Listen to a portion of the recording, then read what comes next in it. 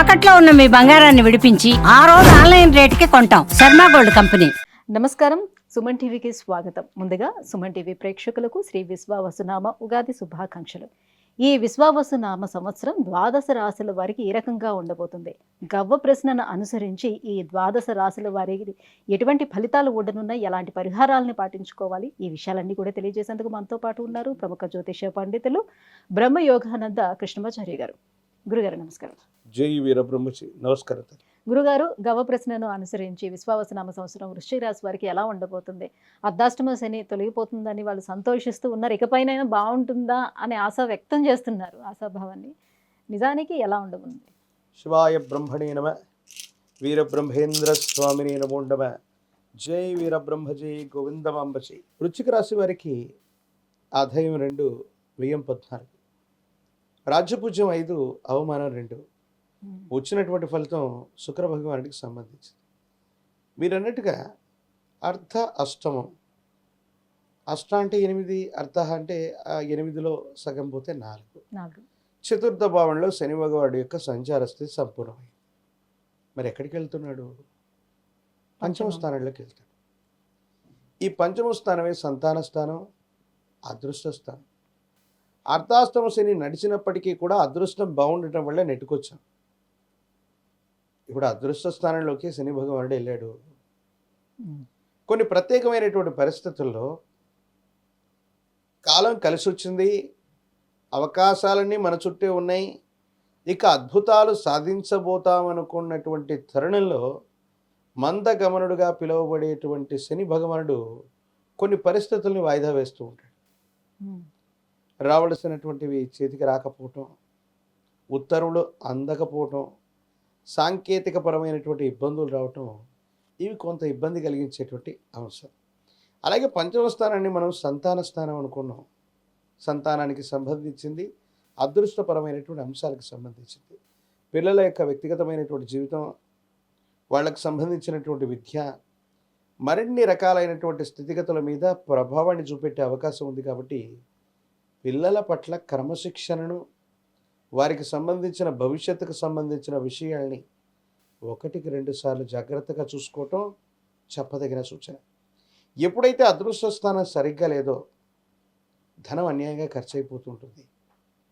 సులభమైనటువంటి మార్గాల్లో ధనాన్ని సముపార్జిద్దామని స్టాక్ మార్కెట్లు, పెట్టుబడులు, సింగిల్ నెంబర్ లాటరీలు, వీటిలో ఎక్కువగా మనం వెళ్ళటం వల్ల ఆర్థిక పరమైనటువంటి అంశాల్లో ఇబ్బంది కలిగే అవకాశం ఉంది. కాబట్టి వృశ్చిక రాశి జాతకులు కనుక ఏదైనా కారణం వల్ల ఇలాంటి సులభతరమైనటువంటి మార్గాల్లో ధనాన్ని సముపార్జించేటువంటి విధి విధానంలో మీరు ఉన్నట్టయితే ఈ సంవత్సరం రోజులు వాటి జోలికి వెళ్ళకపోవడమే మంచిది.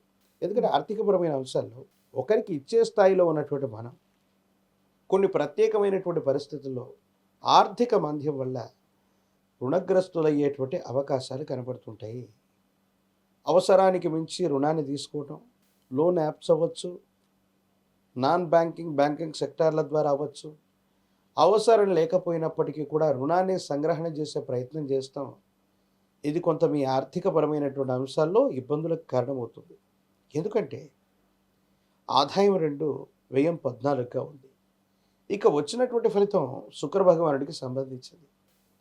జీవితానికి సంబంధించిన అర్ధాంగి లేదా భార్యాభర్తలకు సంబంధించినటువంటి జీవిత భాగస్వామికి సంబంధించినటువంటి విషయంలో మీరు తీసుకునేటువంటి నిర్ణయాలు జీవిత భాగస్వామికి సంబంధించి కొన్ని ఇబ్బందులు కలిగించేటువంటి అవకాశం ఉంటుంది.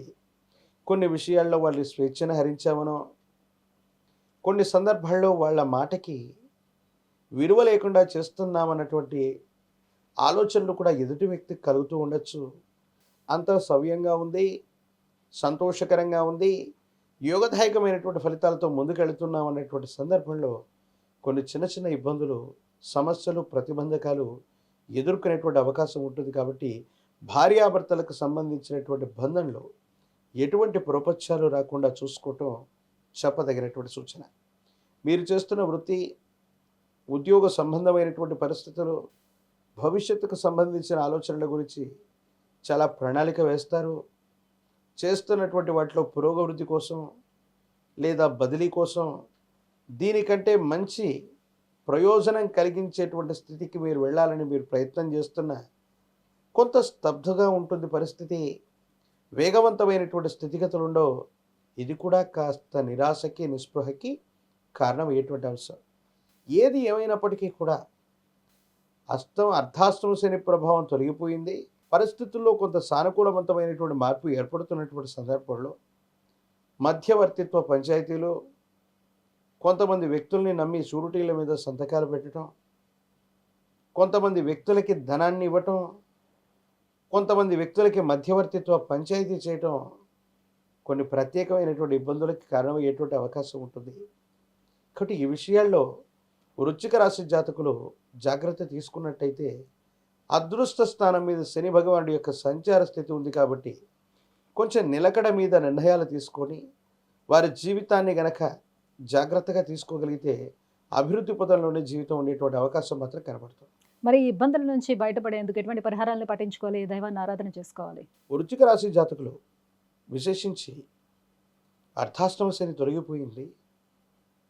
పంచమ స్థానంలో అదృష్ట స్థానంలో శని భగవానుడి సంచార స్థితి, ఇంకా రాహుకేతు సంబంధమైనటువంటి పరిస్థితులు, బృహస్పతికి సంబంధించినటువంటి స్థానం, ఇవన్నీ చూసినటువంటి మీదట అన్నిటికంటే విశేషవంతమైంది మీరు నివసించే గ్రామం లేదా పట్టణంలో అతి ప్రాచీనమైనటువంటి శివాలయ ప్రాంగణంలో పరమేశ్వరుడికి ఏకవార రుద్రాభిషేకాన్ని జరిపించటం వల్ల ఎన్నో ముఖ్యమైనటువంటి ఫలితాలు కలుగుతాయి.